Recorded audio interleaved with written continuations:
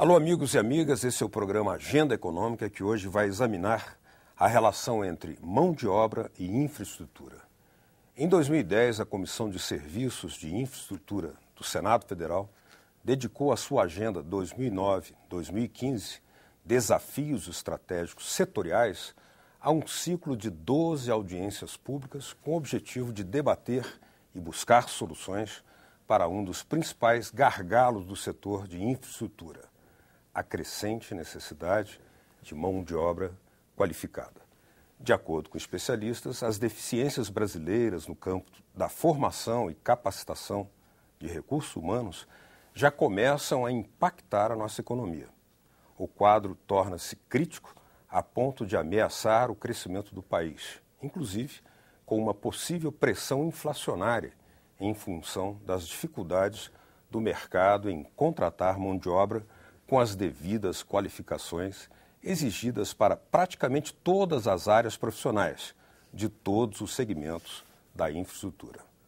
Para nos falar sobre esse tema, o Agenda Econômica tem hoje como convidado o senador Fernando Collor de Mello, do PTB de Alagoas, ex-presidente da República. Participa do programa o jornalista Floriano Filho. Senador, obrigado por ter aceito o nosso convite. Muito obrigado a vocês pela lembrança do meu nome para participar desse programa tão bem orientado e com tanta audiência daqueles que sonham ainda com o Brasil mais desenvolvido e mais próspero. Senador, parece que aquele relatório da comissão que o senhor presidiu tem características proféticas, fala até em pressão inflacionária. Mas nós gostaríamos de pedir um diagnóstico inicial. Por que chegamos a essa situação de ter um gargalo desta envergadura na questão de insuficiência ou precariedade na formação qualificada de mão de obra?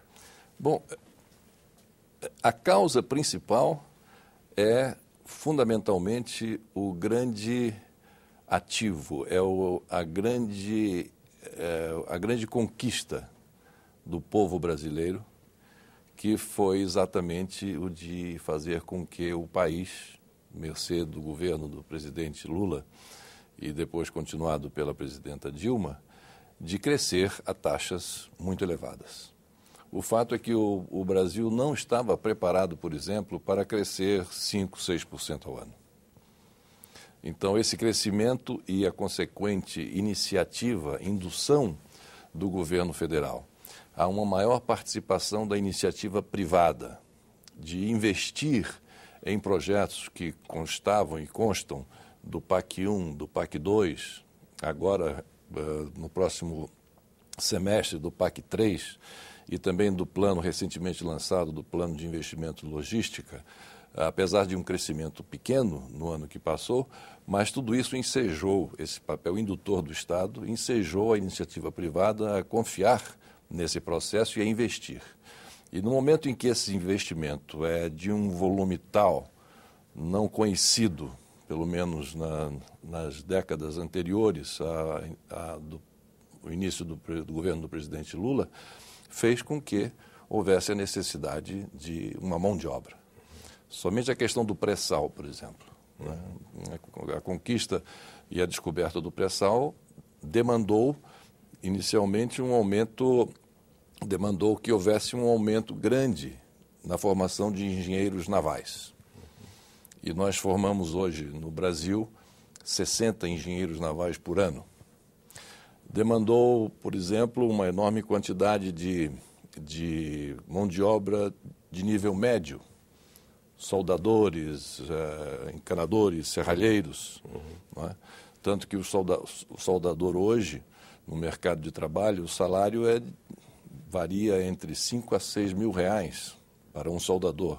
Merecido, naturalmente, mas isso em função da carência e da falta de mão de obra que nós temos. Né?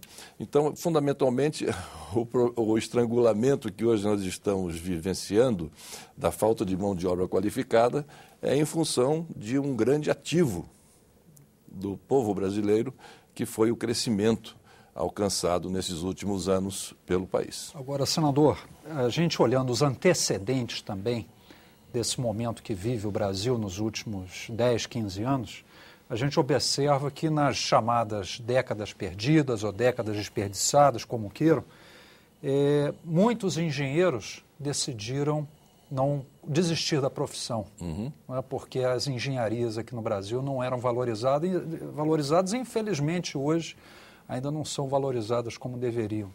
E o Brasil hoje está importando engenheiros da Espanha, de Portugal, sobretudo, diante da crise econômica que assola a Europa.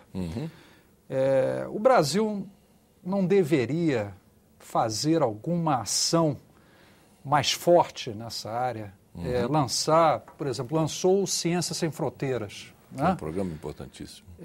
Mas não está na hora de entrar mais a fundo, verticalizar esse processo, aprofundar o conhecimento sobre essa necessidade premente que tem o país? Essa sua pergunta, ela, quando você fala em investigar, aprofundar, essa pergunta leva a uma resposta que é, para mim, o ponto nevrálgico de toda a questão, que é o ensino básico. O senador Cristóvão Buarque vem defendendo a tese de federalização do ensino básico, que é uma tese que eu abraço com muito entusiasmo, porque todas as deficiências que nós verificamos haver no nível médio e depois no ensino superior, todos eles remetem a uma deficiência no ensino básico. Então, essa seria uma fórmula concreta, certa, objetiva, de nós prepararmos para futuras gerações uma possibilidade de formação de mão de obra extremamente qualificada. No que tange ao Brasil, nessa fase de engenharia, por exemplo, você colocou muito bem. Realmente houve um período, pelo baixo índice de crescimento do país, que a demanda por engenheiros por parte do mercado era bastante aquém do número de engenheiros formados a cada ano pelas diversas universidades e faculdades de engenharia. Isso levava muitos daqueles que prestaram vestibular e iniciavam o seu curso a desistir do seu curso, porque não viam que não teria perspectiva de um bom emprego, de um bom salário quando formado. Mas há uma outra parcela importante daqueles que desistiram no decorrer do curso de engenharia, de prossegui-lo, que por deficiência que sentiam de matemática. Por exemplo, o nível no curso médio, a matemática não foi suficientemente bem aplicada para que eles tivessem condições de seguir as aulas, né, das exatas, né, no campo da engenharia. Então, o que o Brasil precisa fazer é exatamente isso. Um programa como esse, Ciências Sem Fronteiras, é um programa muito correto, não é? Faz com que os nossos estudantes vão lá para fora, captem novos tipos de técnicas de ensino, absorvam, né, novas formas de didáticas, enfim, apreendam melhor o que está acontecendo no mundo e tragam aqui para desenvolver no território brasileiro. E o restante são essas universidades, sobretudo as particulares, dedicarem mais espaço ao ensino ou incentivar o ensino de matérias técnicas, de profissões técnicas, né, de profissões de nível de aplicação na prática, como engenheiros, né, que é uma necessidade que nós temos hoje.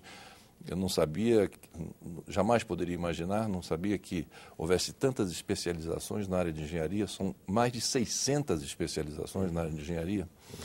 Enfim, então, no ramo de exatas, né, que é o maior investimento que nós precisamos fazer, as próprias faculdades particulares que pululam pelo Brasil inteiro, né, formando bacharéis em Direito, bacharéis em Direito, bacharéis em Direito. Agora, no ano que passou, pela primeira vez no Brasil, o número de engenheiros formados foi maior do que o número de bacharéis em direito. Então, isso já demonstra... É o viçareiro. É o viçareiro, já demonstra que há uma preocupação, né, das faculdades e das universidades privadas e públicas de adequarem o curso que oferecem às necessidades do mercado. Porque isso, ninguém pode fazer isso sozinho, porque é um tripé. É o governo, a iniciativa privada e o mundo acadêmico. Então, os três chegando a uma fórmula, né? Se demanda ver o que o mercado está demandando, ver as condições que se tem de atender ao que está sendo solicitado pelo mercado e adapta isso nas universidades para fazer suprir essa mão de obra. Senador, vamos examinar um pouquinho agora o quadro da pesquisa no Brasil, já que a comissão que o senhor presidiu fez um exaustivo exame, né? Mas cabe também a gente avaliar algumas considerações para a nossa comparação da nossa situação com outros países, né? Vou passar a ler alguns dados e pedir a sua consideração. No campo da pesquisa, ainda a partir do relatório da comissão, os números apontados são negativos. Em 2005, a relação no Brasil era de 34 pesquisadores para cada 100 mil habitantes. Na Europa, era de 1.570 pesquisadores para cada 100 mil habitantes. Nos Estados Unidos, 1.270 pesquisadores para cada 100 mil habitantes. E no Japão, 700 pesquisadores também para cada grupo de 100 mil habitantes. Mas, segundo o CNPq, em 2008, nós estamos falando de uma situação um pouco anterior, mas que ainda não foi totalmente superada. Essa relação no Brasil começou a reagir e já era de 55,9 pesquisadores para cada grupo de 100 mil habitantes, sendo que nesses 35,2 apenas doutores. Será que nós estamos reagindo na velocidade requerida pelos nossos desafios? Eu acredito que a reação às necessidades, né, que nós estamos tendo no presente, ela não está ainda no nível que nós desejamos, porque como o movimento de um trem, não é? De um trem pesado, carregado, não é? Como o nosso que está com atraso, até o trem pegar a sua velocidade, isso demanda um tempo, né? Até demarrar.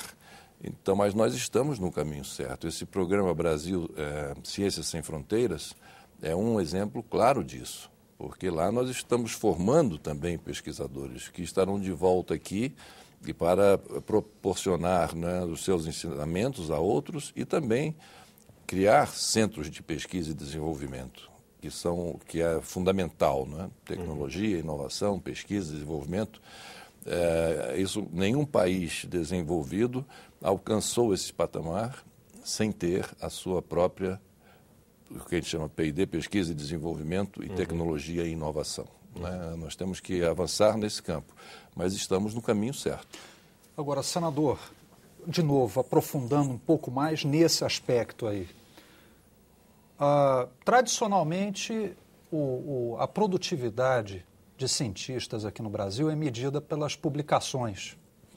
Textos, é claro que isso é importante, mas a gente sabe que o mundo vive uma guerra com relação à propriedade intelectual. Lá em Genebra você tem a Organização Mundial da Propriedade Intelectual, porque isso é que vai gerar os seus direitos para cobrar depois por esses inventos, essas patentes que você gera. Quando é que a gente vai realmente investir mais nesse setor de criação de patentes? A gente sabe que nós temos o INPE aqui no Brasil, que é o Instituto Nacional de Propriedade Intelectual, mas que deixa muito a desejar, não só em termos da estrutura que tem, como também pelo tempo que demora para reconhecer as patentes. Tanto é que vários cientistas brasileiros, como, por exemplo, um professor aqui da UNB que desenvolveu a síntese da insulina, que teve que patentear nos Estados Unidos, que é o que muitos fazem, porque sabe que lá o processo anda rápido e a patente é reconhecida internacionalmente. Verdade. Como é que o senhor vê essa questão?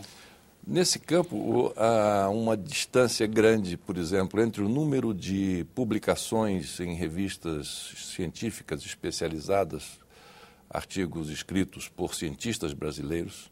Há uma profusão desses artigos, há um número de artigos bem grande, sendo publicadas mensalmente e anualmente por cientistas brasileiros, exatamente tratando de resultados de suas pesquisas e resultados esses que precisam ser patenteados. Então, há uma diferença muito grande entre o número de artigos publicados e o número de patentes conquistadas. E o que falta é exatamente isso.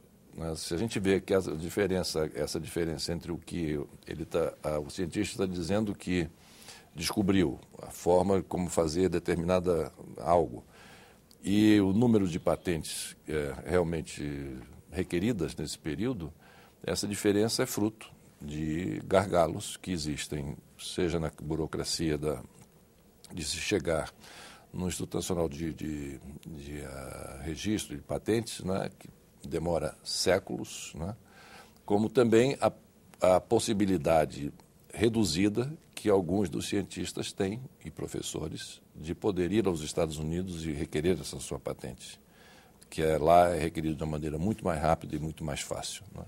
Então, é preciso que nós consigamos adaptar a capacidade criativa dos nossos cientistas, não é, à capacidade que eles tenham de poder patentear os seus inventos, que são colocados em revistas científicas, como disse, publicadas anualmente. No próximo bloco, a Agenda Econômica vai examinar aqui a questão da engenharia nacional, a dificuldade na formação de profissionais, a ausência de profissionais engenheiros nos 90% dos municípios e outras questões relativas a isso. Continue com a gente.